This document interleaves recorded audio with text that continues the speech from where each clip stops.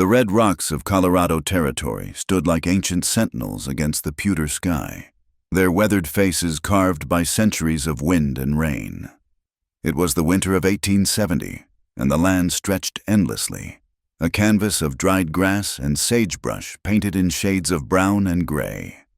The wind howled through the canyons, carrying with it the bite of coming snow and the whispered memories of 1,000 untold stories.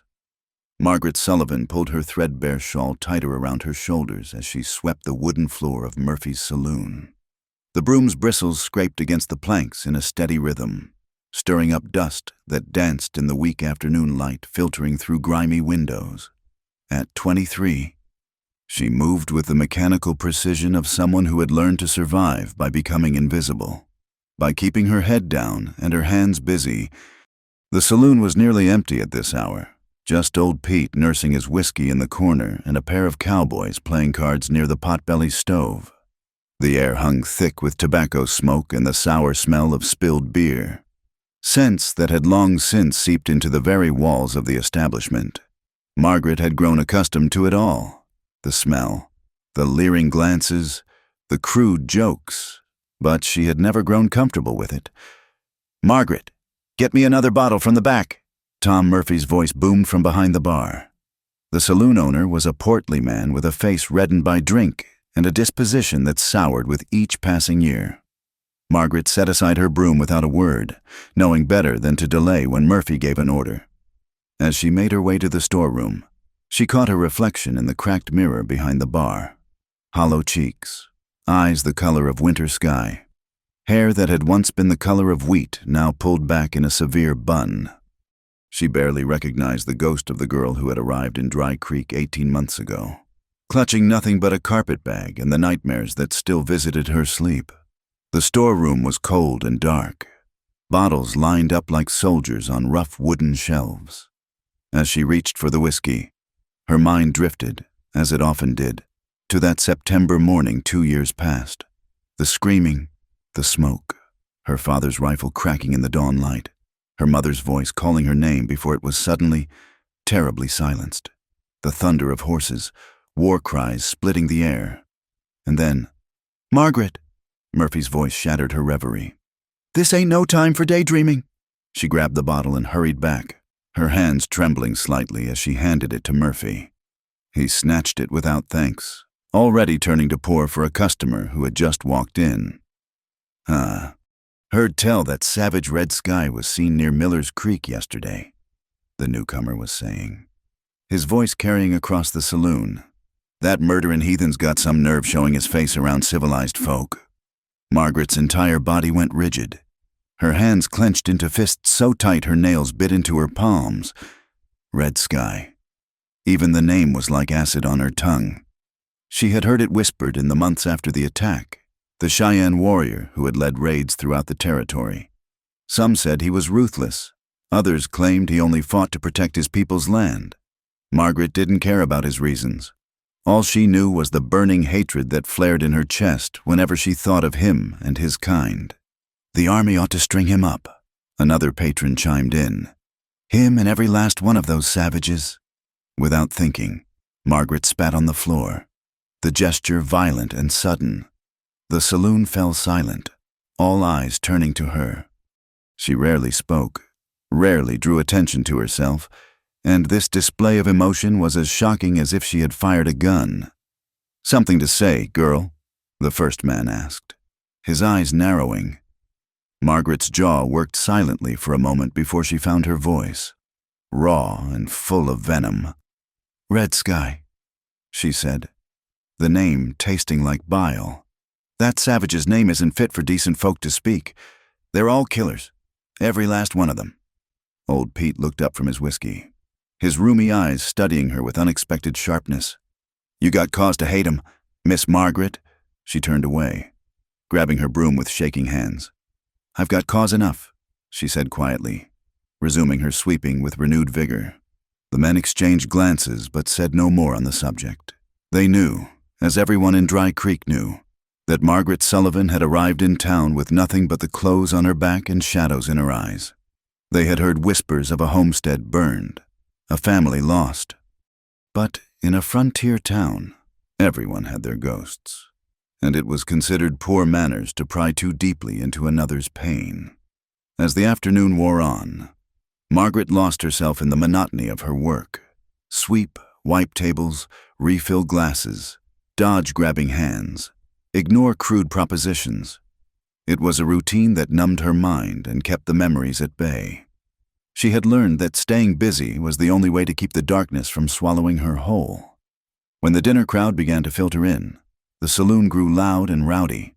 Miners with dirt still under their fingernails, cowboys in from the range, drifters with no particular destination. They all found their way to Murphy's for warm food, strong drink, and the illusion of companionship. Margaret served them stew that was more water than meat, poured whiskey with a steady hand, and deflected their advances with practiced ease. "You're too pretty to be working in a place like this," a young cowboy slurred, reaching for her arm as she passed. She stepped neatly out of reach, her expression blank. "Your stew's getting cold," she said flatly, moving on to the next table. The other men laughed at the cowboy's rejection, and he flushed red, muttering into his drink. Margaret had learned early that showing fear or anger only encouraged them. Better to be a stone, unmoved and unmoving. As night fell, the saloon reached its peak of noise and chaos. The piano player, a consumptive named William, who coughed between songs, pounded out popular tunes while men sang along, off-key and enthusiastic. Smoke hung so thick it was hard to see across the room, and the floor grew slick with spilled drinks and tobacco juice. Margaret retreated to the kitchen under the pretense of fetching more stew. She leaned against the wall, closing her eyes and allowing herself a moment of weakness. The heat from the stove was oppressive, but it was better than the grabbing hands and lewd comments in the main room. "You all right, child?" She opened her eyes to find Mrs. Chen, the Chinese woman who cooked for the saloon, watching her with concern. Despite the language barrier between them, the older woman had shown Margaret more kindness than anyone else in Dry Creek. "I'm fine," Margaret said automatically. Straightening up, "Mrs." Chen studied her for a moment, then pressed a small bundle into her hands, leftover biscuits wrapped in cloth. "You eat," she said in heavily accented English. "Too thin." Margaret's throat tightened with unexpected emotion. She nodded, tucking the bundle into her apron pocket. These small kindnesses were dangerous. They threatened to crack the hard shell she had built around her heart. The night dragged on, each hour feeling like a day. By the time Murphy finally called last drinks, Margaret's feet ached and her back screamed from hours of bending and lifting. She helped herd the last drunken patrons out into the cold night. Then began the tedious process of cleaning up. "You can go," Murphy said gruffly, counting the night's earnings. "Mrs. Chen will finish up." Margaret didn't need to be told twice. She grabbed her thin coat from the peg by the door and stepped out into the winter night. The cold hit her like a physical blow, stealing her breath and making her eyes water. Stars glittered overhead, hard and distant as diamonds, and the wind carried the promise of snow. Her small room above the general store was only a few minutes' walk, but she took her time, needing the cold air to clear the smoke and stench from her lungs. Dry Creek was quiet now, most decent folk long since in bed. A dog barked somewhere in the distance, and she could hear the faint tinny music from one of the other saloons on the far side of town. As she climbed the external stairs to her room, exhaustion weighed on her like a physical burden. Inside, the space was barely larger than a closet, just a narrow bed, a washstand, and a single chair. But it was hers, paid for with her own labor, and that meant something. She lit the oil lamp with stiff fingers, then sat on the edge of the bed to unlace her boots. In the flickering light, shadows danced on the walls, and for a moment, just a moment, she could almost see her mother's face in their movement. The ache of loss hit her fresh, as it did every night when the distractions of the day fell away. Margaret pulled out the bundle Mrs. Chen had given her and ate mechanically, not tasting the food. Tomorrow would bring more of the same, the endless cycle of work and survival that had become her life. But at least she was alive. That was more than could be said for her parents. her younger brother Samuel, her sister Rose. She lay down fully clothed, too tired to change into her nightgown. As sleep began to claim her, she whispered the same words she did every night, a promise, a prayer, a curse. I'll never forget, and I'll never forgive. Outside, the wind picked up, rattling the window in its frame. The first snowflakes began to fall, silent and inexorable, covering the harsh landscape in a deceptive blanket of white. But beneath that pristine surface, the earth remained hard and unforgiving, just like the hearts of those who struggled to survive upon it. The blizzard came without warning on the 3rd day of February, sweeping down from the mountains like the wrath of God himself. Margaret woke to find her small window completely obscured by snow, the howling wind rattling the walls of her room. She dressed quickly in the pre-dawn darkness, her breath forming clouds in the frigid air. When she made her way down to the street, Dry Creek had transformed into a white wilderness. Snow fell so thick she could barely see 10 feet ahead, and the wind cut through her coat like it was made of paper. She struggled through the drifts to Murphy's saloon, arriving with her face numb and her fingers stiff as wood. About time, Murphy growled as she pushed through the door, but even he seemed subdued by the storm's ferocity.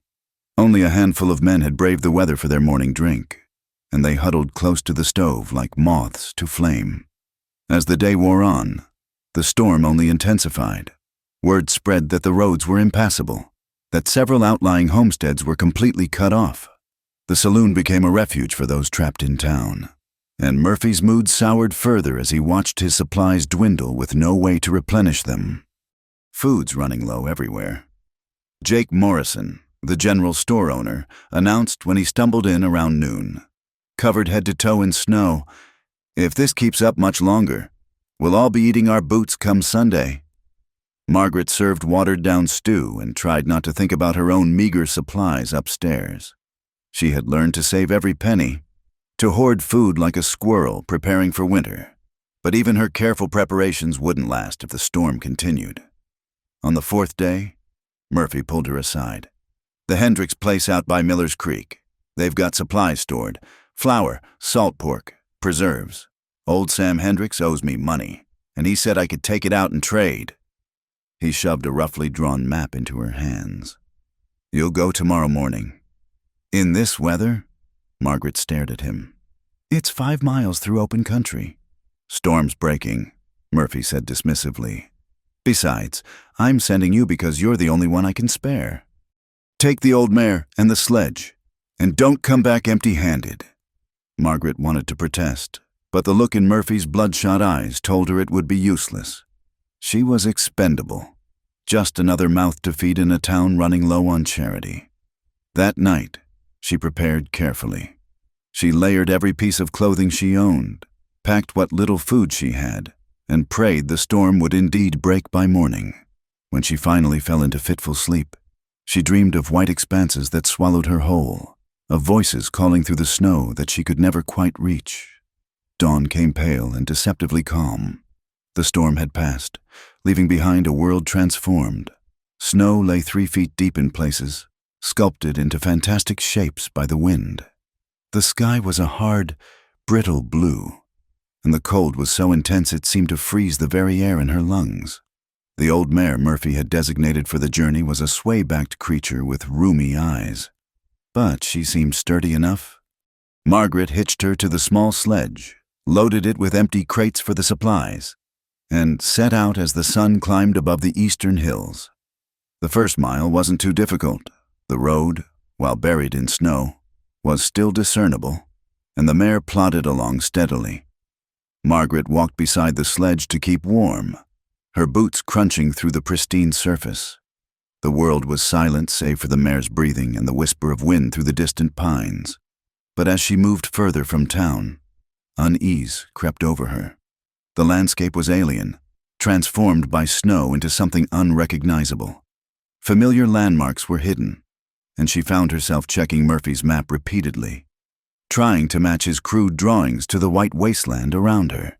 She was 3 miles out, in a narrow valley between 2 ridges, when she heard the first shot, The mare screamed and lurched sideways, crimson blooming across her shoulder.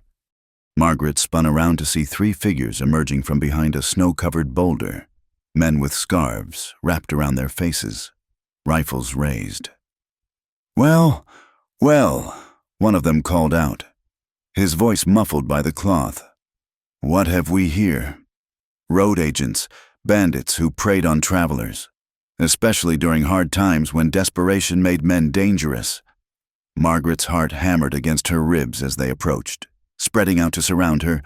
"Not much to rob here, boys," another one said, eyeing the empty sledge, "though the girl might fetch a price in Denver." The mare, wounded and panicked, suddenly reared. The sledge tilted, and in the chaos, Margaret did the only thing she could. She ran. She plunged into the deep snow beside the road, floundering like a fish in the drifts. Behind her, she heard shouts and curses, then the crack of another rifle. Snow exploded near her head, and she veered left, heading for a stand of pines on the nearest slope.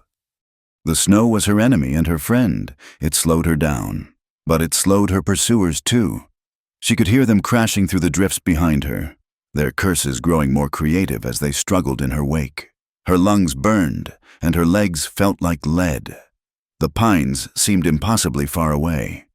Another shot rang out, and this time she felt the bullet whisper past her ear. Fear gave her a burst of strength, and she stumbled onward, praying, pleading with God or fate or anyone who might be listening. Then, suddenly, he was there. A figure on horseback burst from the tree line to her left, moving with impossible grace through the deep snow. At first, Margaret thought it was another bandit, and despair nearly drove her to her knees. But then she saw the long black hair, the buckskin clothing, the face marked with paint, and a different kind of terror seized her. An Indian. One of them, the warrior, for warrior he clearly was, rode straight for the bandits, who turned their attention from Margaret to this new threat. She heard gunfire, shouts of alarm, the thunder of hooves on snow, but she didn't look back. She kept running, blind with panic, certain that she had escaped one danger only to face a worse one. She made it to the pines and collapsed behind a thick trunk, gasping for air that seared her lungs. Her hands were numb, her face burning with cold, and her heart felt like it might explode from her chest. She pressed herself against the rough bark and tried to make herself invisible.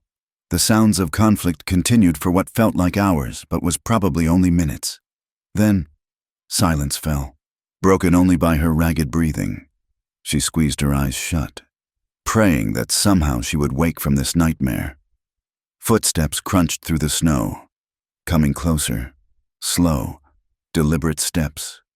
Margaret's eyes flew open to see the warrior standing 10 feet away, studying her with dark, unreadable eyes. He was younger than she had expected, perhaps 30 winters, with sharp cheekbones and a mouth set in a grim line. Blood spattered his buckskin shirt, though she couldn't tell if it was his or someone else's. A rifle hung loose in his hand, and a knife glinted at his belt. "No," Margaret whispered. Then louder, "No, stay away from me!" He said something in his own language, his voice deep and surprisingly gentle. When she continued to cower against the tree, he held up his free hand in what might have been a peaceful gesture. "Go away!" she screamed, her voice cracking. "You savage! You murdering savage!" Something flickered in his eyes. Understanding, perhaps. He spoke again, this time in accented but clear English. "The men who attacked you are gone. You are safe." "Safe?" Margaret laughed, high and hysterical. "Safe with one of you? I'd rather die." He studied her for a long moment, and she had the uncomfortable feeling that he saw more than she wanted to reveal. Then he turned and gestured toward the road. "Your horse lives. Come. The cold will kill you faster than any man. I'm not going anywhere with you." She spat, literally spat in the snow at his feet. "I know what your kind does. I know what you are." His expression didn't change, but something in his posture shifted, became more distant. "Then freeze," he said simply, and turned to walk away.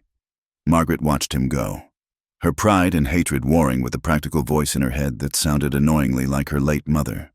The cold was already seeping through her clothes, and she had lost feeling in her feet. Night would fall soon, and with it would come temperatures that no amount of hatred could survive. He was almost to the tree line when she struggled to her feet. "Wait," she called, hating herself for the word. He paused but didn't turn around. The storm." She couldn't bring herself to ask for help, not from him. "There is a cave," he said, still not facing her. "1 hour's walk. You can shelter there until morning." He pointed north, toward a ridge she could barely make out through the trees. "Or you can try to return to your town. The choice is yours." He continued walking, and this time, after a moment's hesitation, born of desperation rather than trust. Margaret followed. They walked in silence, the warrior leading his horse while Margaret struggled through his tracks. She stayed well back, ready to run if he made any threatening moves. But he seemed to have forgotten she was there. The mare from the sledge limped along behind them, the wound in her shoulder still seeping blood but not appearing fatal. As they climbed toward the ridge, Margaret's strength began to fail. The adrenaline that had carried her this far evaporated, leaving only exhaustion and cold. She stumbled, caught herself, stumbled again. Her vision began to blur at the edges. She didn't remember falling, but suddenly she was face down in the snow, and strong hands were pulling her upright. She tried to fight, to push away, but her limbs wouldn't cooperate. "Stubborn woman," she heard him mutter, and then the world tilted as he lifted her onto his horse. "No," she protested weakly. "Don't touch me, don't!" But the darkness was already claiming her, and her last coherent thought was that she would rather die than owe her life to one of them. Yet, even as consciousness slipped away, some small, traitorous part of her noticed that his hands were gentle, and that he smelled of pine smoke and leather rather than the blood and death she had expected. Margaret awoke to the sound of crackling fire and the scent of burning pine. For a moment, disoriented, she thought she was back in her childhood home, safe and warm by the hearth. Then memory crashed over her like a cold wave, and she jerked upright, heart racing. The cave was larger than she had expected, its entrance partially hidden by an outcropping of rock that kept the worst of the wind at bay. Firelight danced on the stone walls, creating shifting shadows that made the space feel both intimate and vast. Outside, she could see the last purple light of dusk painting the snow-covered landscape. The warrior sat across the fire from her, tending to the wounded mare. He had removed his outer garments, and she could see the lean muscles of his arms as he worked, cleaning the wound with melted snow. His rifle leaned against the cave wall, within easy reach, but not threatening. When he noticed she was awake, he didn't speak, merely nodded toward a spot near the fire where he had laid out strips of dried meat and a leather water pouch. Margaret's stomach cramped with hunger, but she pressed herself against the cave wall, as far from him as the small space would allow. "I don't want your food," she said, her voice hoarse. He continued working on the mare without looking up. "Pride makes a poor meal," he said quietly, "and death comes quickly to those who refuse to bend." Margaret watched him for a long moment, noting the careful way he handled the injured animal, the gentleness that seemed at odds with everything she believed about his people. The mare, who had been wild with panic during the attack, stood quietly under his hands, occasionally nuzzling his shoulder. The cold from the stone wall seeped through her still damp clothes, and despite herself, she found herself inching closer to the fire. The warmth was like a physical presence, too alluring to resist. She maintained her distance from the warrior, but allowed the heat to thaw her frozen limbs. "Why?" she asked finally, the word escaping before she could stop it. He looked up then, his dark eyes reflecting the firelight. "Why what? Why did you save me? Why help me when I—" She gestured helplessly, unable to voice her hatred aloud in the face of his unexpected kindness. "You needed help," he said simply, returning to his work. "Is that not reason enough?" Margaret laughed bitterly. "Your people killed my family, burned our farm, Murdered my parents, my brother, my sister. And you talk to me of help?" His hand stilled on the mare's wound. When he spoke, his voice was heavy with something she couldn't identify. "My people have lost families too. Fathers, mothers, children. The killing—" He shook his head slowly. "It touches everyone, leaves no heart unscarred." "Don't you dare!" Margaret hissed, anger flaring hot and sudden. "Don't you dare compare your losses to mine. You chose violence. We were just farmers, trying to live—" "On whose land?" he interrupted quietly. "Your farm. Was it perhaps near Eagle Creek, or along the Sweetwater River? Places where my people hunted for generations before your people came." Margaret fell silent, but her eyes burned with unshed tears of rage and grief. He finished with the mare and washed his hands with snow, his movements deliberate and calm. "I am called Joseph," he said after a moment. "Joseph Crowfeather, in your tongue. My mother was Cheyenne. My father, a French trapper who stayed long enough to give me his blue eyes and nothing else." Margaret noticed then what she had missed before. His eyes were indeed lighter than expected, a deep brown with hints of blue in certain lights. The observation disturbed her, made him seem more human than she wanted to acknowledge. "I don't care what you're called," she said stiffly. "As you wish." Joseph moved to the opposite side of the fire and began checking his rifle, giving her space. "But the storm will last through the night. We can be enemies when the sun rises. Tonight, we are simply two people trying not to freeze." The practicality of his words grated against her anger, but the cold was a more immediate enemy than he was. Her stomach cramped again, and this time she couldn't suppress a small sound of discomfort. Without comment, Joseph pushed the food closer to her with a stick, then turned his back, busying himself with arranging his bedroll. The gesture, giving her privacy to eat without losing face, was unexpectedly thoughtful. Margaret's hands shook as she reached for the dried meat. It was tough and salty, but she had never tasted anything so good. She ate slowly, forcing herself not to gulp it down like an animal. The water was clean and cold, with a faint taste of leather from the pouch. As she ate, she studied her reluctant savior. He moved around the cave with economic efficiency, checking the horses, adding wood to the fire, all while maintaining a careful distance from her. She noticed a scar along his jaw, another across the back of his hand. Warrior's marks, she thought, then pushed the observation away. The wind picked up outside, howling through the rocks like a living thing. Snow began to fall again, heavy flakes that would erase any tracks by morning. Margaret shivered despite the fire's warmth, pulling her damp coat tighter. "Your clothes are wet," Joseph observed without turning around. "They will not dry while you wear them." "I'm fine," Margaret said through chattering teeth. He sighed and pulled a blanket from his pack, a beautiful thing woven with patterns she didn't recognize, and set it on a rock near her. "Warm is better than proud," he said, "but choose as you will." He then spread his bedroll near the horses and lay down with his back to her, apparently prepared to sleep. Margaret stared at the blanket, her body shaking with cold. Every instinct screamed at her not to accept anything from this man, but the alternative was hypothermia. Moving quietly, she peeled off her outer coat and wrapped herself in the blanket.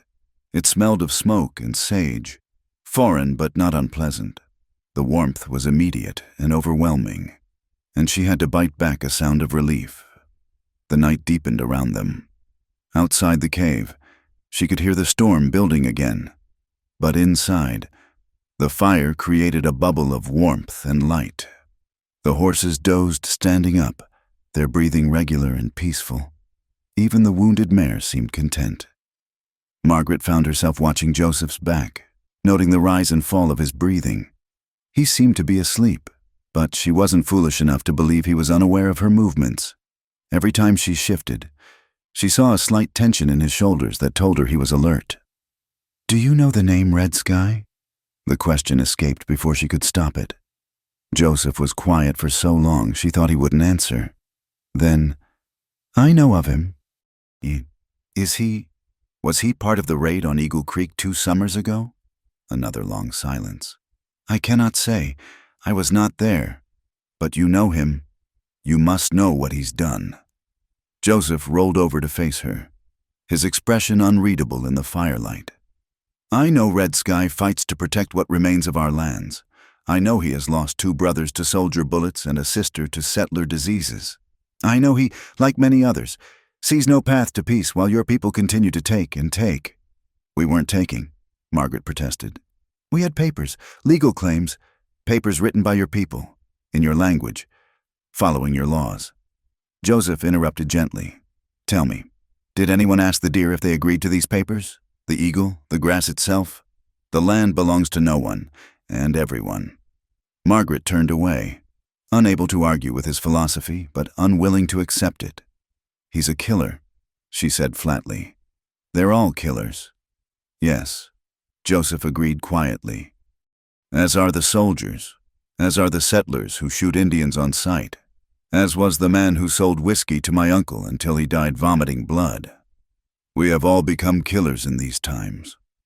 His words hung in the air between them, heavy with a truth Margaret didn't want to acknowledge.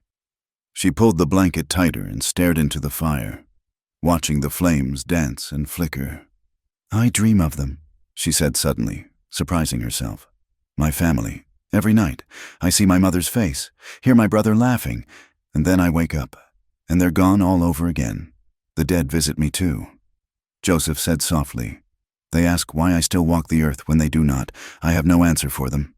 Margaret looked at him then, really looked at him, and saw not a savage, but a man carrying his own burden of grief. It was a dangerous thought, one that threatened the carefully constructed walls of her hatred. "I should hate you," she whispered. "You do hate me," he corrected gently. "And perhaps that is as it should be. Hate is simpler than understanding." They fell silent again. But it was a different kind of silence now, not the tense watchfulness of enemies, but something more complex, tinged with a recognition neither wanted to acknowledge. As the fire burned lower, Margaret found her eyes growing heavy. She fought sleep, not wanting to be vulnerable, but the warmth and exhaustion were stronger than her will. Her last conscious thought was that she would have to face the confusion of these moments in the morning, when the stark light of day would remind her who she was, who he was, and why they could never be anything but enemies. But for now, in this cave carved from ancient stone, with the storm raging outside and the fire holding darkness at bay, they were just 2 souls seeking shelter from the cold, and perhaps, though neither would admit it, from the loneliness that haunted them both. Dawn broke gray and bitter cold, the storm having blown itself out during the night. Margaret woke to find the fire burned down to embers and Joseph already moving about the cave, preparing the horses. She sat up quickly, the blanket falling from her shoulders, and immediately felt the loss of its warmth. "We should leave soon," Joseph said without turning. "The snow has stopped, but more will come." Margaret stood stiffly, her body protesting after a night on stone. She folded the blanket carefully and set it on a rock, unable to bring herself to hand it directly to him. The small act of courtesy felt like a betrayal of her family's memory. They prepared to leave in silence, Margaret rewrapping herself in her now dry coat while Joseph tended to the horses. The wounded mare seemed stronger, though she still favored her injured shoulder. He had fashioned a crude travois from pine branches to help her manage the journey. As they emerged from the cave, the world that greeted them was blindingly white. The storm had erased all traces of yesterday's violence. The blood, the tracks, any sign that men had fought and possibly died in this valley. It was as if nature itself had chosen to forget. "Your town is that way," Joseph said, pointing southeast. 3 hours' walk if the snow is not too deep. Margaret nodded, then hesitated. "The bandits?" "Gone," he said simply. "They will not trouble you again." Something in his tone told her not to ask for details. She adjusted her shawl and began walking, acutely aware that he followed at a distance, leading both horses. Neither spoke as they picked their way through the drifts, following the ridge line where the snow was shallower. An hour into their journey, they heard the sound of approaching horses. Margaret's heart leaped. Rescue, perhaps, Or at least someone from town. But Joseph's hand went immediately to his rifle, his body tensing like a wolf scenting danger. A group of riders appeared over a rise, and Margaret recognized them immediately. Sheriff Watson led the group, his silver star glinting despite the overcast sky. Behind him rode Thomas Murphy, her employer, and several other men from town, all armed. "Margaret," Murphy called out, spurring his horse forward. "Thank God you're alive!" But the men's relief quickly turned to suspicion as they saw Joseph. Rifles were raised, hammers cocked, and the morning air suddenly crackled with tension. "Step away from her. Savage," Sheriff Watson commanded, his weathered face hard as granite. "Wait," Margaret said, but her voice was lost in the chaos of men shouting orders and threats. Joseph stood perfectly still, his rifle pointed at the ground but his grip firm. His face had become a mask, revealing nothing of his thoughts. "He saved me," Margaret said louder, stepping between Joseph and the guns. "Bandits attacked me on the road. Probably his friends," one of the men spat. "They work together, the savages and the road agents. Everyone knows that." "That's not true." The words tore from Margaret's throat before she could stop them. "I was there. He fought them off. He protected me." The men exchanged glances, surprise clear on their faces. Margaret Sullivan, who had spat at the mention of Indians, who had lost everything to them, was defending one. Murphy dismounted, his bulk making the action awkward. "Margaret, you've been through an ordeal. You're not thinking clearly. Step aside and let us handle this." "No." She stood her ground, even as her legs trembled. "I won't let you harm him. He saved my life." Sheriff Watson studied her with sharp eyes. "Is that so? And what was he doing out here in the first place? Scouting for a raid?" Joseph spoke for the first time, his voice carrying despite its quiet tone. "I was hunting. The storm drives elk to lower ground." "Hunting on our land," someone muttered. "I was not aware the elk had signed your papers," Joseph replied, and Margaret was startled to hear an echo of their conversation from the night before. One of the younger men, Billy Fraser, raised his rifle higher. "Don't get smart with us, boy." The tension ratcheted higher, and Margaret could feel violence hovering in the air like a physical presence. These men had ridden out in worry and fury, ready to avenge her, and finding her defended by their enemy had confused and enraged them. "Please," she said, hating the desperation in her voice. "Just let us pass. Let him go his way and—" "Can't do that," Watson said firmly. "There's been too much trouble lately. Stock missing. Settlers threatened. This one needs to come back to town for questioning." Margaret saw Joseph's knuckles whiten on his rifle stock and knew with sudden clarity that he would die before allowing himself to be taken, and these men would gladly oblige him. "Then I'm coming too," she announced. Murphy's face reddened. "Now see here, girl." "I'm not your girl," Margaret snapped, surprising herself with the vehemence. "I'm coming to town to tell everyone exactly what happened. How I was sent out in a storm for supplies. How bandits shot the mare and tried to take me. How this man risked his life to save mine." She turned to Joseph, meeting his eyes for a brief moment. Something passed between them, not trust, exactly, but an understanding. He nodded, almost imperceptibly. The ride back to Dry Creek was tense and silent. Joseph rode his own horse, surrounded by armed men who watched his every move. Margaret rode behind Murphy, her back rigid with anger and something else she couldn't name. The wounded mare limped along at the rear, a sad reminder of how badly wrong the morning had gone. As they entered town, people emerged from buildings to stare. Word spread quickly. Margaret Sullivan brought back safe, but with an Indian prisoner. Or was he a prisoner? The girl seemed to be protecting him, which made no sense to anyone who knew her story. They stopped in front of the jail, a small stone building that usually held nothing more dangerous than drunk cowboys. Watson dismounted and gestured for Joseph to do the same. "This isn't right," Margaret said, sliding off Murphy's horse. "He doesn't belong in there." "It's for his own safety as much as anything," Watson said, not unkindly. "Feelings run high in this town. Better he stay put until we sort this out. Joseph dismounted with fluid grace, handing his weapons to the sheriff without being asked. He walked into the jail with his head high, and Margaret was struck by the dignity he maintained even in humiliation. The crowd pressed closer, voices rising with questions and accusations. Margaret found herself surrounded by people she had served drinks to, cleaned up after, endured crude comments from. Now they all wanted to know what had happened, how she had survived, why she was defending a savage. He's probably got her under some spell. She heard someone whisper, "They do that, bewitch white women." "Maybe she's been compromised," another voice suggested, and the ugly implication made Margaret's stomach turn. She pushed through the crowd and into the jail, ignoring Watson's protests. Joseph sat on the narrow cot in the single cell, his face composed but his eyes alert. They regarded each other across the iron bars, and Margaret felt the weight of everything unsaid between them. "I'll tell them the truth," she said quietly. "All of it. They'll have to let you go." A sad smile touched his lips. "You believe truth matters to men who have already decided guilt?" "It has to," she insisted, but even as she spoke, she heard the crowd outside growing louder, uglier. Watson appeared at her elbow. "You need to go home. Miss Sullivan, get some rest. We'll handle this properly. Like you handled it when my family needed protection."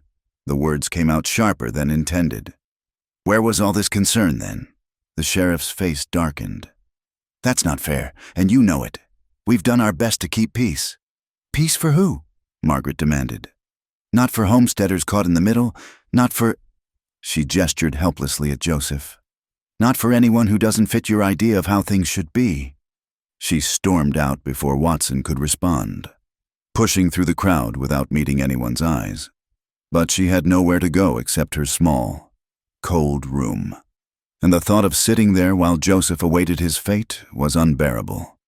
Night fell like a curtain, and with it came a different kind of cold. Margaret lay on her narrow bed, fully clothed, listening to the sounds drifting up from the street. The saloons were busier than usual, filled with men drinking and talking about the Indian in their jail.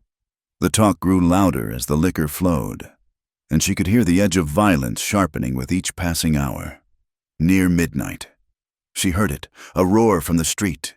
Many voices joined in anger. She flew to her window and saw torches moving toward the jail, a mass of men with murder in their hearts. Without thinking, she grabbed her coat and ran down the stairs, her feet flying over the frozen ground. She reached the jail just as the mob did. Throwing herself against the door, "Stop!" she screamed. "You can't do this!" "Stand aside, woman," growled Jake Harrison, a ranch hand she recognized from the saloon. His breath reeked of whiskey, and his eyes were wild with drink and hatred. "This is men's business." "It's murder," Margaret shot back. "He saved my life." "Then you're a fool or worse," someone called out. "No savage does anything without a reason." Sheriff Watson emerged from the jail, his rifle prominent.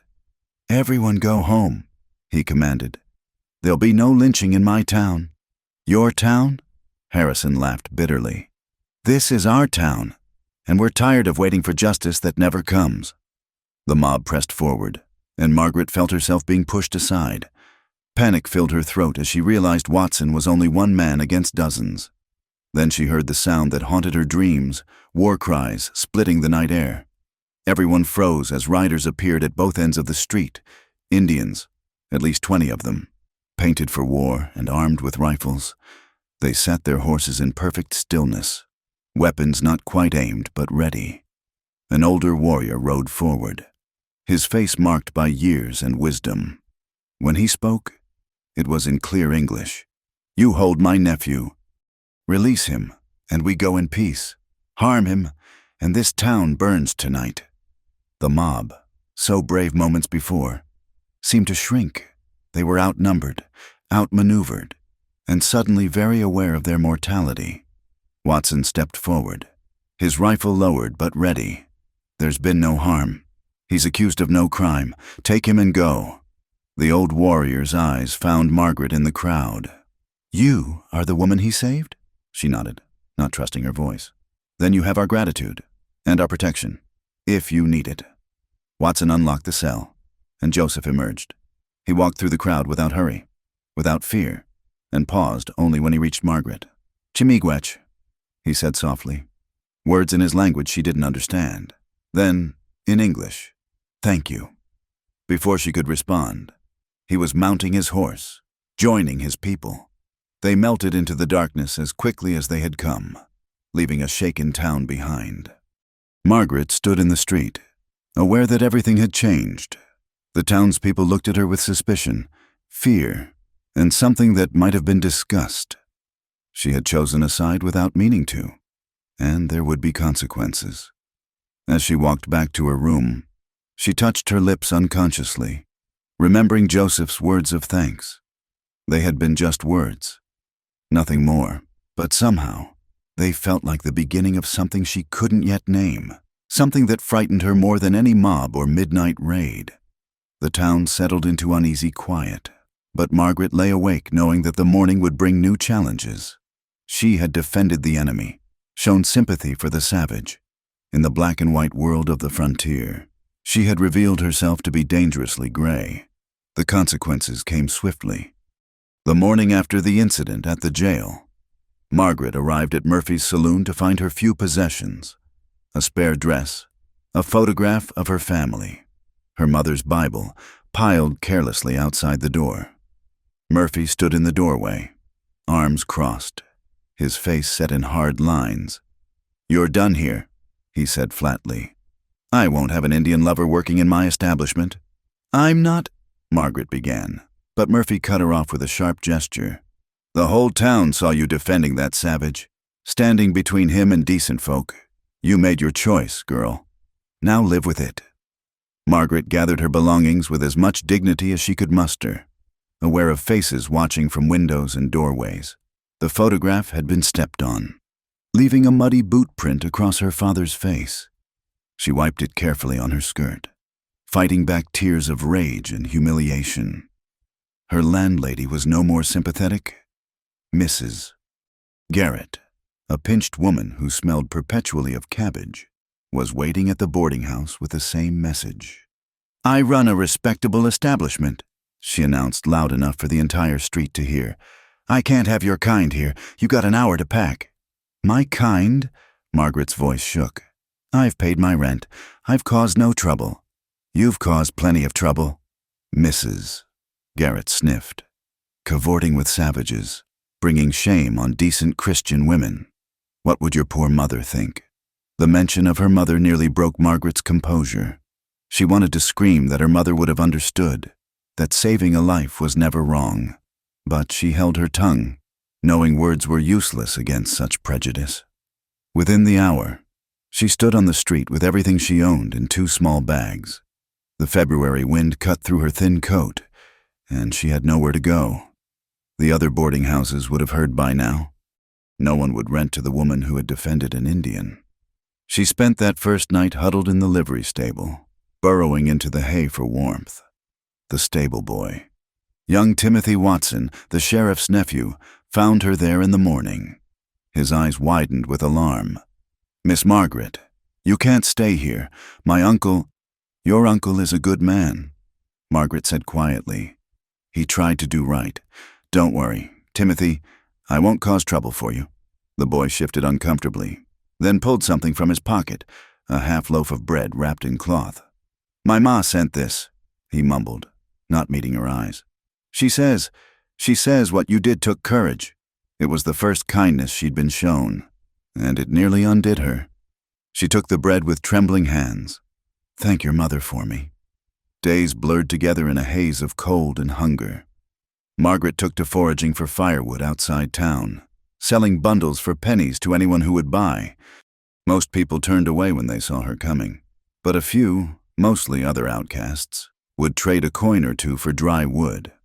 She slept where she could, abandoned shacks, the lee side of buildings, once in a kind widow's chicken coop. Her hands grew raw from the cold and work, and the constant gnawing hunger became her companion. Pride kept her from begging. But pride couldn't fill an empty stomach or warm, frozen fingers. It was during one of her wood-gathering expeditions. 2 weeks after losing her position, that trouble found her again. She had ventured farther than usual, following a deadfall that promised good dry wood. The sun was low, painting the snow orange and purple, when she heard footsteps behind her. Frank Morrison stumbled out from behind a pine, whiskey thick on his breath. Morrison was known for his mean streak when drinking, and the look in his eyes made Margaret's blood run cold. Well, he slurred, weaving closer. The Indian lover. All alone. Heard you been sleeping rough. That's no good for a pretty thing like you. Margaret gripped the hatchet she used for wood cutting. Stay back, Frank. I want no trouble. He laughed, an ugly sound. Trouble? I'm trying to help. Offer you a warm place to stay. Course, you'd have to earn it. But then, you already shown you ain't particular about who you lie down with. I never... Margaret started. But Morrison lunged forward, faster than she expected for a drunk man. His hands caught her shoulders, fingers digging in painfully. Don't play innocent, he growled, whiskey breath hot on her face. Everyone knows what you really did in that cave, what that savage did to you. Margaret brought her knee up hard, catching Morrison in the groin. He doubled over with a grunt, but his grip didn't loosen. They struggled in the snow, Margaret fighting with desperate fury while Morrison cursed and tried to pin her down. Then, suddenly, Morrison's weight was gone. Margaret scrambled backward to see Joseph standing over the fallen man, his face carved from stone. Morrison groaned on the ground, blood seeping from his nose. You, Morrison spat, reaching for the pistol at his belt. Joseph's foot came down on his wrist, and Morrison howled. Go, Joseph said quietly. And if you touch her again, I will know. Morrison scrambled to his feet and stumbled away, casting fearful glances over his shoulder. When he was gone, Joseph turned to Margaret, his expression softening with concern. You are hurt? Margaret shook her head, though her whole body trembled. Where did you come from? I have been watching, he admitted, since you lost your home, making sure you were safe. Watching? A mix of emotions flooded through her, gratitude, embarrassment, and something else that made her heart race. Why? You stood for me when no one else would. You lost everything for it. He gestured at her ragged appearance, her thin face. This is my fault. No, Margaret said firmly. I made a choice. I'd make it again. They stood looking at each other in the dying light, the snow around them disturbed by violence, but already beginning to settle into new patterns. Joseph stepped closer, and Margaret found herself swaying toward him, drawn by a force she couldn't name. You cannot continue this way, he said softly. Come with me. Where? My people winter in the valley beyond Eagle Ridge. You would be welcome there, safe. Margaret's heart hammered against her ribs. Go with him? Live among the people she had hated for so long? But what was the alternative? Freeze to death on the streets of a town that had rejected her? I can't, she whispered, even as part of her yearned to say yes. Joseph studied her face, then nodded slowly. Then let me help you here. There is an abandoned trapper's cabin 2 miles north. It is rough, but better than the streets. He led her through the gathering darkness to a small cabin nearly buried in snow. It was indeed rough. One room with a fireplace, gaps in the walls stuffed with mud and moss. But it was shelter. Joseph worked quickly, clearing the chimney, gathering wood, making the space as livable as possible. As he worked, Margaret watched him, noting the efficient grace of his movements, the care he took with each task. When he built the fire, the cabin came alive with warmth and light. I will bring supplies, he said, preparing to leave. Food, blankets. What else you need? Why? Margaret asked again. Why do all this for me? Joseph paused at the door, silhouetted against the night. Because you saw me as a man, not a savage. Because in your eyes, even filled with hate, I found... He stopped, shaking his head. I will return tomorrow. But as he turned to go, Margaret found herself moving without thought. Her hand caught his arm, and he froze.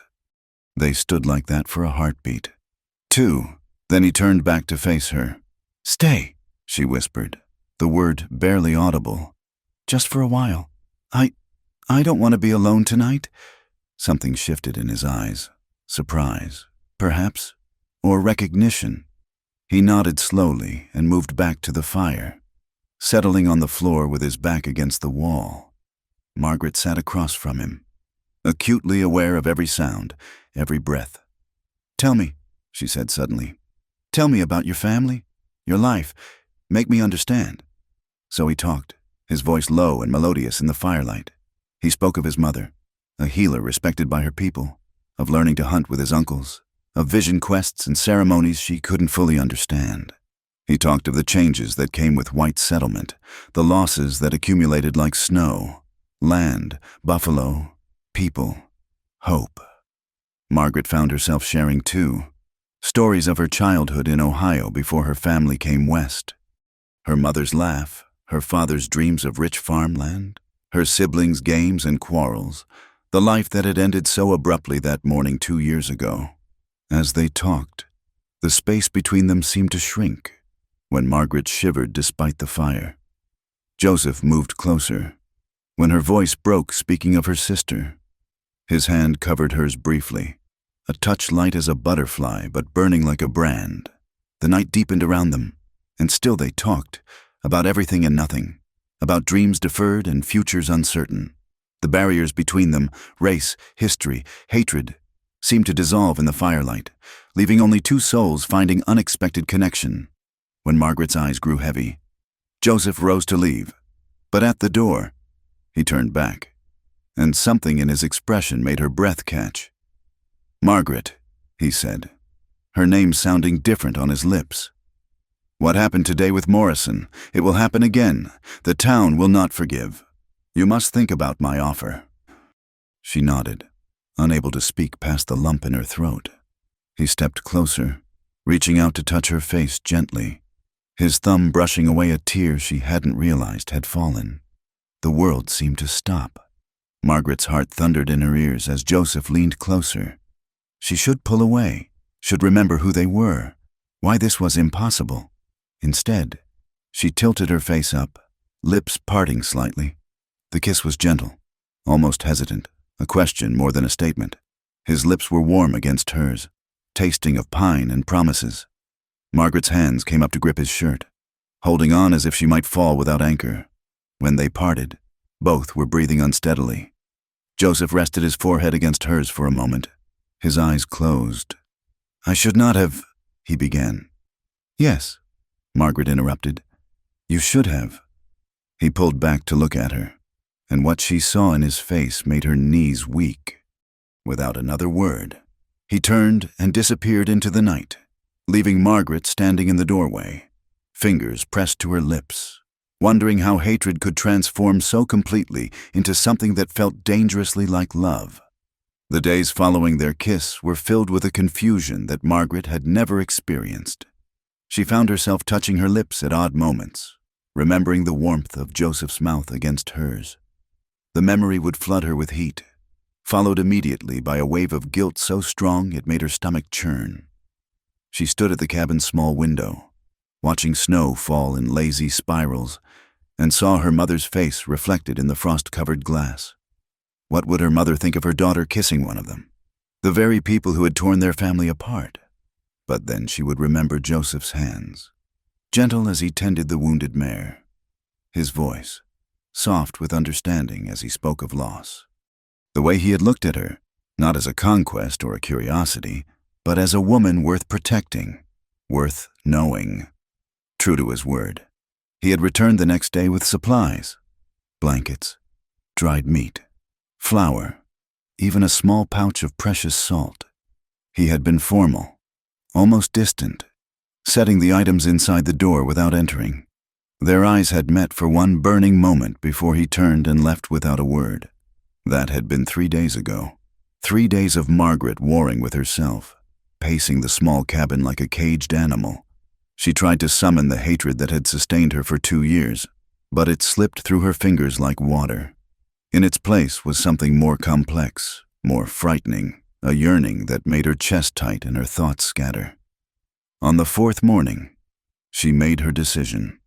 She could not live as an outcast forever, surviving on charity and hiding in the shadows. But neither could she return to town and pretend nothing had changed.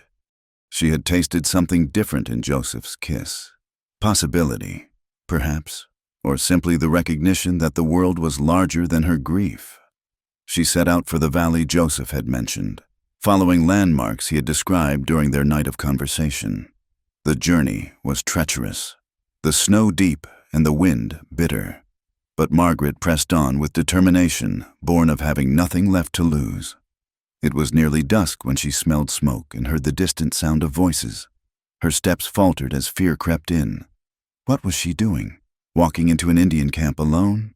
These people had every reason to hate her kind, just as she had hated theirs. But then she thought of Joseph's face, the sadness in his eyes when he spoke of violence, and she forced herself forward.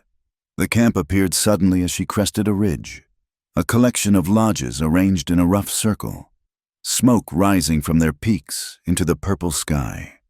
Dogs barked at her approach, and people emerged to stare at the white woman stumbling from the wilderness. Margaret's courage nearly failed her then. Warriors with hard faces, women who looked at her with suspicion, children who hid behind their mothers' skirts. She stood frozen at the edge of camp, aware that she had made a terrible mistake. Then Joseph was there, pushing through the crowd, his face a mixture of surprise and something that might have been joy.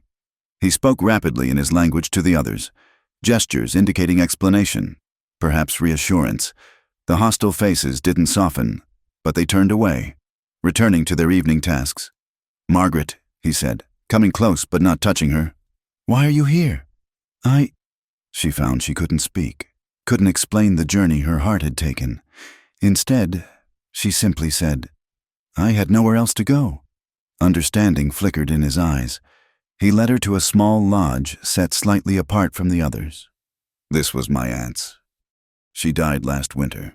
You can stay here tonight, and tomorrow." He trailed off, clearly as uncertain as she was about what tomorrow might bring. Inside the lodge, Margaret was surprised by the warmth and comfort. Buffalo robes covered the ground, and the central fire pit gave off steady heat. Painted designs decorated the hide walls. Horses, stars, symbols she couldn't interpret but found beautiful nonetheless. "Are you hungry?" Joseph asked. And when she nodded, he disappeared briefly, returning with a bowl of stew that smelled of herbs she didn't recognize. As she ate, he sat across the fire from her, the space between them charged with unspoken questions. Finally, Margaret set down the empty bowl and met his gaze. "Tell me about her," she said. "The woman from your mother's people, the one who gave you those eyes." Joseph's mouth curved in a small smile. "My grandmother.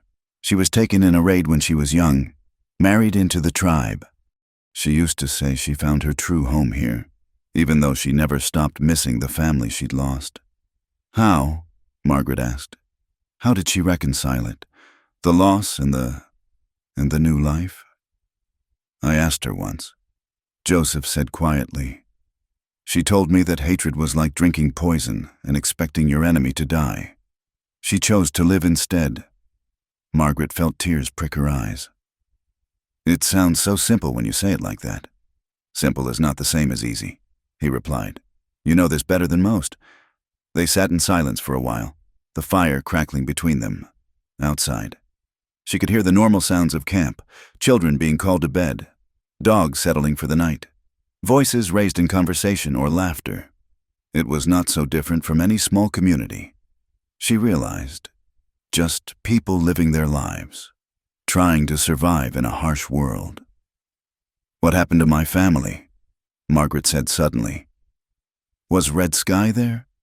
Joseph's expression grew grave. "I have asked." He was not.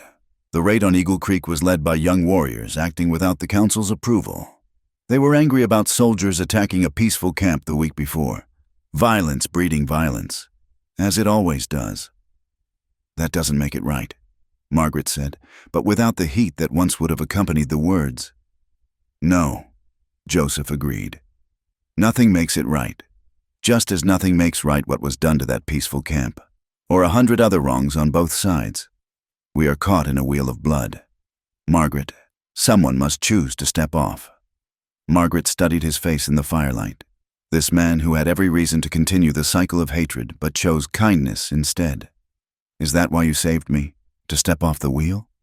I saved you because it was right, he said simply. I continue to help because... He stopped, looking away. Because? Margaret prompted softly. He met her eyes then, and the raw honesty in his gaze took her breath. Because from the moment I saw you in the snow, fierce and afraid and so alive, I knew my life had changed. Because when you stood between me and those guns, you became part of my story, as I became part of yours. Margaret's heart hammered against her ribs.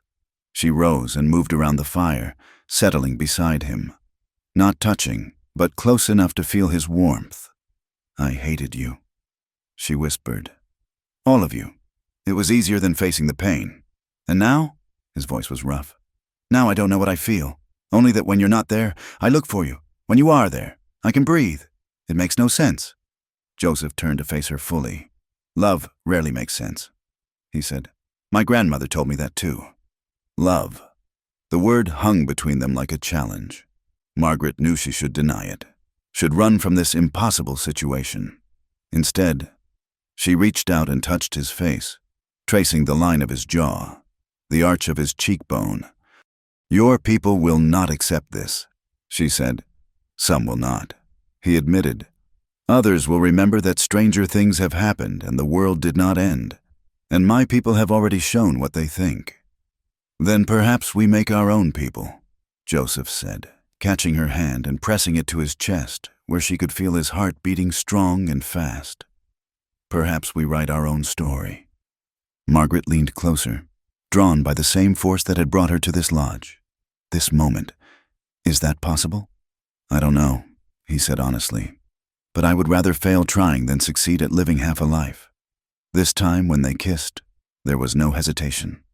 Margaret melted against him, her arms going around his neck as he pulled her close.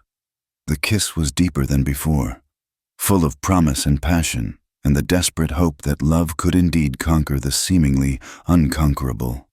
When they broke apart, both breathing hard, Joseph rested his forehead against hers. Stay, he said. Not just tonight. Stay and see if we can build something new from the ashes of what was. Margaret closed her eyes, seeing again her family's faces, but now, alongside the pain, she felt something else. The possibility of honor their memory not through hatred but through choosing a different path. They would want me to be happy, she said, not sure if she was trying to convince Joseph or herself. My mother, especially, she believed in love over everything else. Then honor her by living, Joseph said, by choosing joy over sorrow, hope over hatred. Margaret nodded, unable to speak past the emotion closing her throat. She stayed in his arms as the fire burned low, feeling for the first time in 2 years that she might have found a place to belong. Not the place she had expected, not the life she had planned, but perhaps something better, a chance to heal, to love, to become more than her loss. Outside, snow began to fall again, but inside the lodge, wrapped in Joseph's embrace, Margaret felt only warmth.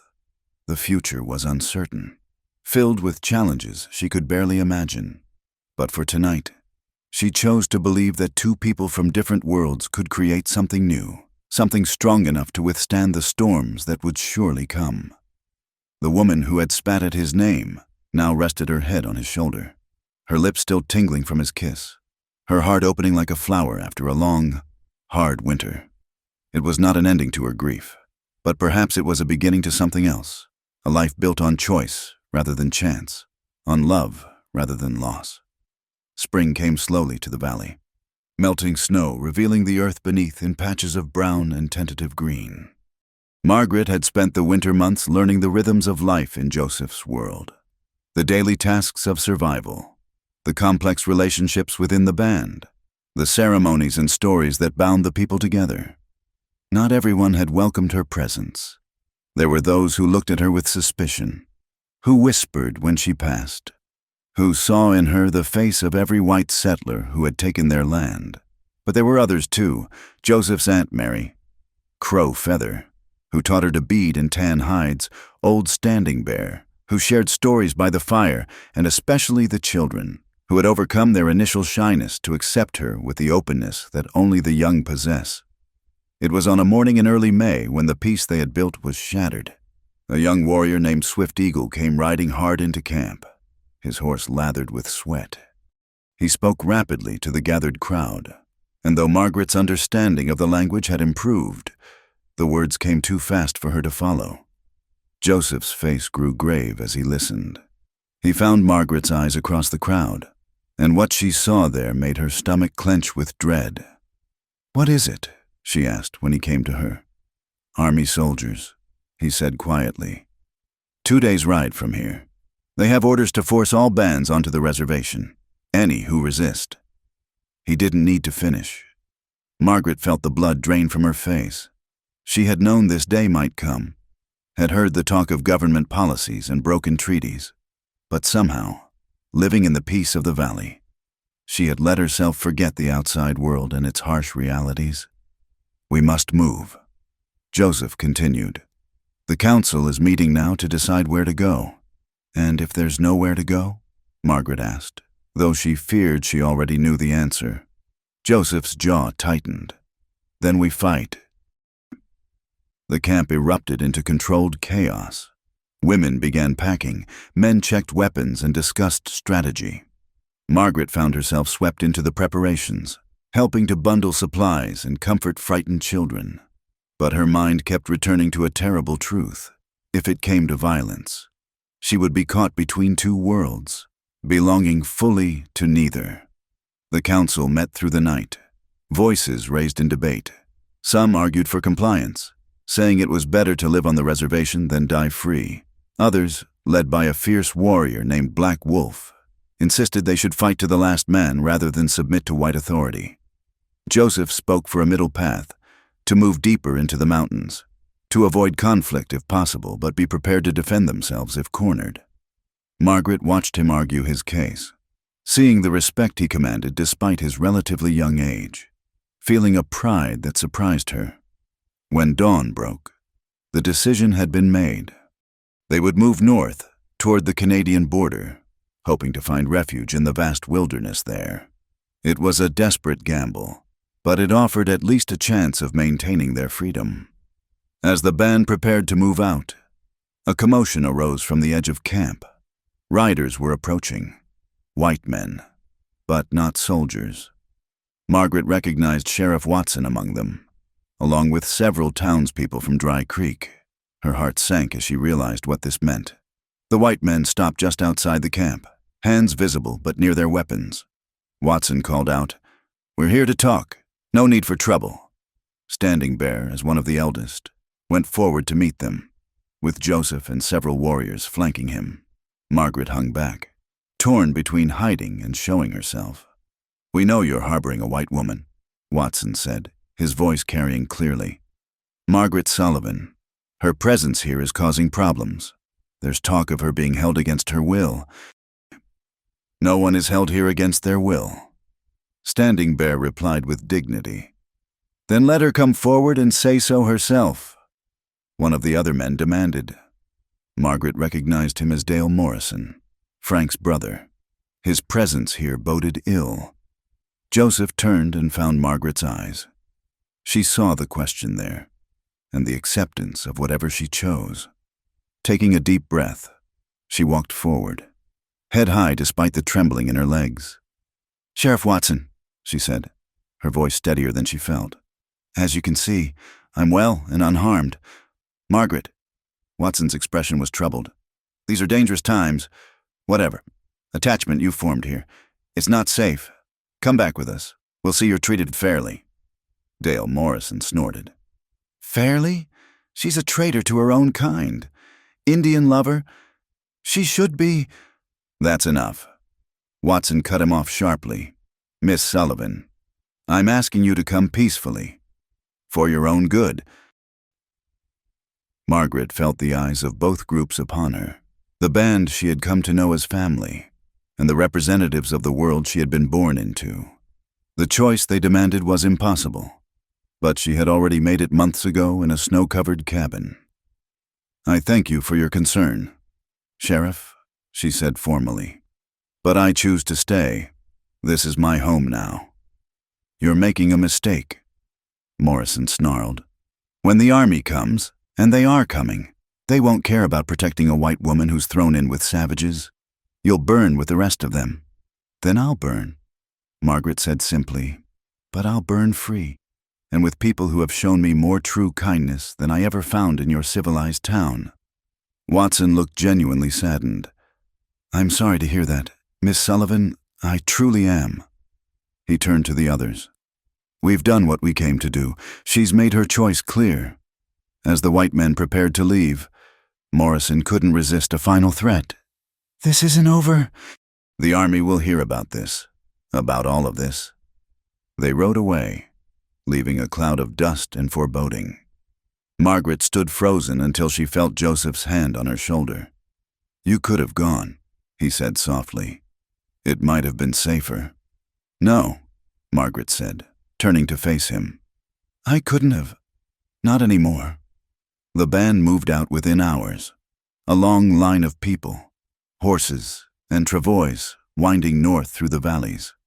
Margaret rode beside Joseph, her heart heavy with the knowledge that her presence had likely accelerated the army's interest in this peaceful band.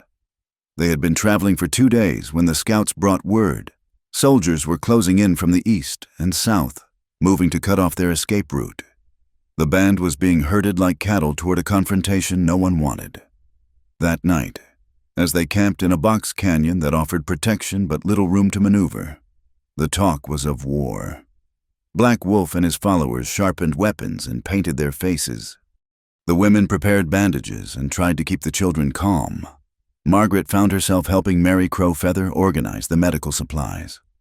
The older woman worked in silence for a while before speaking. "You love my nephew," she said. It wasn't a question. "Yes," Margaret replied simply. "And he loves you, but love may not be enough to protect either of you from what comes tomorrow." "I know," Margaret said, "but I'd rather face it together than apart." Mary Crowfeather studied her for a long moment, then nodded. "Then you are truly one of us. Whatever happens." Joseph found her as the moon rose, pulling her away from the preparations to a quiet spot overlooking the canyon. They sat together, not speaking at first, just holding each other and watching the stars wheel overhead. "If tomorrow goes badly," Joseph began, but Margaret placed her fingers over his lips. "Then we'll face it when it comes," she said. "Tonight, just hold me." He pulled her close, and they stayed that way as the night deepened around them. In the distance, they could see the fires of the army camps, closing in like a noose. But for these few hours, they had each other, and the love that had grown from such unlikely seeds. As dawn approached, bringing with it the promise of violence and heartbreak, Margaret thought about the journey that had brought her here, from hatred to understanding, from isolation to belonging, from grief to love. Whatever happened when the sun rose, she knew she had chosen correctly.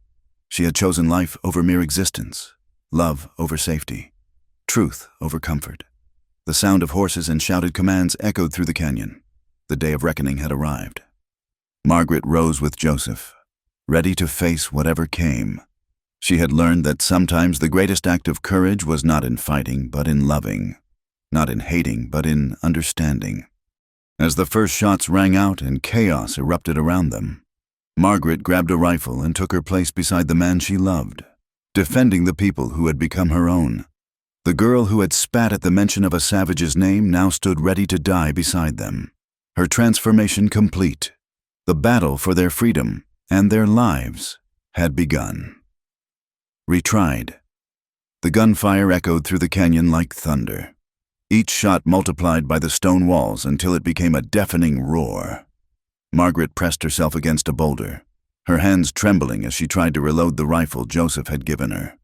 Around her, the world had descended into chaos, smoke from gunpowder mixing with dust kicked up by horses and running feet. "Stay down!" Joseph shouted, firing over her head at soldiers advancing through the narrow canyon mouth. His face was streaked with dirt and powder burns, but his hands remained steady. Margaret had never imagined herself in battle, had never thought she would raise a weapon to defend the very people she once blamed for all her sorrows. But as she saw little Sarah Crowfeather, a girl of no more than 7 winters, cowering behind her mother, Margaret's choice became crystal clear. She raised the rifle and fired, not aiming to kill but to drive back those who would harm the innocent. The battle raged for what felt like hours, but was perhaps only minutes. Black Wolf led a charge that temporarily drove the soldiers back, buying precious time for the women and children to retreat deeper into the canyon. But everyone knew it was only delaying the inevitable. They were outnumbered 3-1, with limited ammunition and nowhere to run. It was then that Margaret saw him, Sheriff Watson, riding with the soldiers but clearly uncomfortable with the violence unfolding around him. Their eyes met across the battlefield, and she saw recognition and regret in his weathered face. "Stop!" Margaret found herself running into the open space between the two forces, her arms spread wide. "Stop this madness!" The firing slowed, then ceased, as both sides registered the sight of a white woman standing in the crossfire. Margaret's heart hammered so hard she thought it might burst, but she held her ground. "Sheriff Watson," she called out, her voice carrying in the sudden quiet. "You know this is wrong. These people aren't warriors. They're families, children, elders who want nothing more than to live in peace. Get out of the way, Miss Sullivan." The army captain barked. He was a young man with cold eyes and an Eastern accent. "You're interfering with military operations. I'm trying to prevent a massacre." Margaret shot back. "Look around you. Captain, look at who you're fighting. Mothers protecting their babies. Old men who can barely hold rifles. Is this the glorious battle you'll write home about?" She could see her words having an effect on some of the soldiers, farm boys and shopkeepers' sons, who had joined for adventure but found only horror.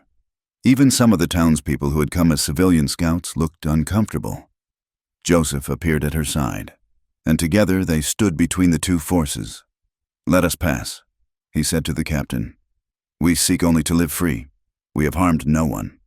"You're harboring a kidnapped white woman," the captain replied, though his conviction seemed to waver. Margaret laughed, a sound bitter and sad. "Do I look kidnapped to you? I stand here of my own free will. Captain, I stand with people who took me in when my own kind cast me out for showing mercy. If that makes me a criminal in your eyes, then so be it." It was then that young Timothy Watson, the sheriff's nephew, spurred his horse forward. Margaret remembered him as the boy who had brought her bread when she was first cast out. Now he was barely 16, riding with the militia. "Uncle," Timothy said, his voice cracking with emotion. "She's right. Look what we're doing. This ain't justice." Sheriff Watson removed his hat, running a hand through his graying hair. "Captain Morrison," he said slowly, "perhaps we should reconsider. These people are leaving the territory. Isn't that what we wanted?" "My orders are to force them onto the reservation," the captain said stiffly. "All of them? And if they won't go?" Watson asked. "You'll gun down women and children? That'll look real fine in your report." Murmurs ran through the ranks of soldiers and civilians alike. Margaret sensed the moment balanced on a knife's edge. One wrong word, one sudden movement, and the killing would resume. It was then that Mary Crowfeather stepped forward, carrying little Sarah in her arms. The child had been grazed by a bullet, blood staining her doe-skin dress. Mary walked with the dignity of a queen, stopping just behind Margaret and Joseph. "This child bleeds because of fear," Mary said in clear English, addressing the soldiers. "Your fear of us, our fear of you. When does it end? When all the children are dead?" Margaret saw tears in Timothy Watson's eyes. Several soldiers lowered their weapons without orders. The captain's face reddened with fury, but he was losing control of the situation. "I'll give you 1 hour," Sheriff Watson announced suddenly, his voice carrying the authority of years of keeping peace. 1 hour to gather your wounded and move on. After that, I can't protect you. Sheriff Watson, you have no authority here. The captain began. And you have no humanity. Watson shot back. These are people. Captain, maybe it's time we started acting like it. The Mexican standoff continued for long moments before the captain, recognizing he'd lost the support of his men, gave a sharp nod. 1 hour, not a minute more. The band moved with desperate efficiency, loading wounded onto travois, gathering scattered supplies. Margaret worked alongside the others, her hands bloody from tending injuries. As they prepared to move out, Sheriff Watson approached her. "This is goodbye, then," he said quietly. "I doubt we'll meet again." "Thank you," Margaret said simply, "for seeing us as human." Watson's smile was sad. "I saw you stand between that Indian and our guns months ago. Been thinking about it ever since. Maybe you had the right of it all along." He tipped his hat. "Godspeed, Miss Sullivan. Whatever God you're praying to these days." As the band filed out of the canyon, Margaret walked beside Joseph, leading a horse that carried 2 wounded children. Behind them, soldiers watched in silence, their weapons lowered. She knew they had won only a temporary reprieve. Other soldiers would come. Other battles would be fought. But for today, humanity had triumphed over hatred. They traveled through the night and into the next day, not stopping until they reached a sheltered valley where they could tend the wounded properly. It was there, as Margaret helped Joseph clean and bandage a warrior's shattered shoulder, that the full weight of what had happened struck her. "I could have gotten everyone killed," she whispered, her hands beginning to shake. "Standing in the open like that, it was foolish, dangerous." Joseph caught her hands in his, stilling their trembling. "It was brave," he corrected. "And it saved lives. The captain would have ordered a final assault if you hadn't acted. But I'm the reason they came in the first place. If I hadn't been with you, they would have come anyway." Mary Crowfeather interrupted, approaching with a bowl of herbal medicine. "This conflict is older than you, child, but today you helped write a different chapter." As the sun set over the valley, painting the sky in shades of rose and gold, Margaret stood with Joseph overlooking their temporary camp. The future remained uncertain. They were still hunted, still homeless, still caught between 2 worlds that seemed incapable of coexistence. But they were also still alive, still together, still free. "What happens now?" Margaret asked, leaning into Joseph's embrace. "Now we keep moving," he said. "North to Canada, maybe, or west to the mountains. We find a place where the world hasn't yet decided everyone must choose a side. And if there is no such place..." Joseph was quiet for a moment, then turned her to face him. "Then we make one. You and I, Margaret. We've already proven that enemies can become lovers, that hatred can transform into understanding. Perhaps that's enough to start with." Margaret reached up to touch his face. This man who had saved her in more ways than one. "My family," she said softly. "I think they would understand now.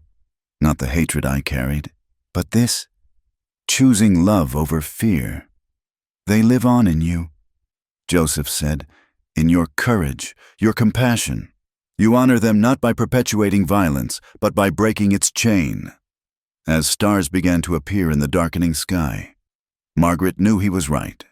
The girl who had spat at a savage's name was gone, replaced by a woman who had found strength in vulnerability, family among supposed enemies, and love in the most unexpected place. Tomorrow would bring new challenges, the relentless pursuit of the army, the struggle for survival in an increasingly hostile world, the constant negotiation between 2 cultures that seemed destined for conflict. But tonight, surrounded by people who had become her chosen family, held by the man who had taught her that hatred was not strength, but weakness, Margaret felt something she hadn't experienced in years. Hope. The wind whispered through the pines, carrying the scent of snow from distant peaks. Somewhere in the darkness, a child laughed. Sarah Crowfeather, her wound bandaged but her spirit unbroken. The sound was like a promise that life would continue, that joy could exist even in the shadow of sorrow. Margaret Sullivan had begun her journey with a heart full of hate and a spirit broken by loss. She had found, in the most unlikely circumstances, a path to healing, not through vengeance but through forgiveness, not through isolation but through connection, not through perpetuating the cycle of violence but through having the courage to step away from it.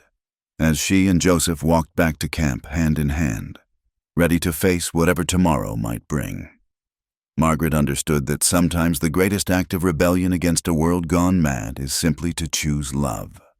In that choice, she had found not just a new life but a new self, one strong enough to bridge two worlds, brave enough to stand for peace, and wise enough to know that home isn't a place but the people who accept you as you are. The stars wheeled overhead, indifferent to human struggles, but beneath them, two people who should have been enemies walked together into an uncertain but hopeful future, proof that even in the darkest times, love could light the way forward. Thank you for listening to this story of love and redemption in the Wild West. Where are you listening from? Please comment below and let's connect. Don't forget to subscribe to From Wild West channel and share your thoughts about Margaret and Joseph's journey. Did their love story touch your heart? What would you have done in Margaret's place? Your comments help us create more powerful stories of the American frontier.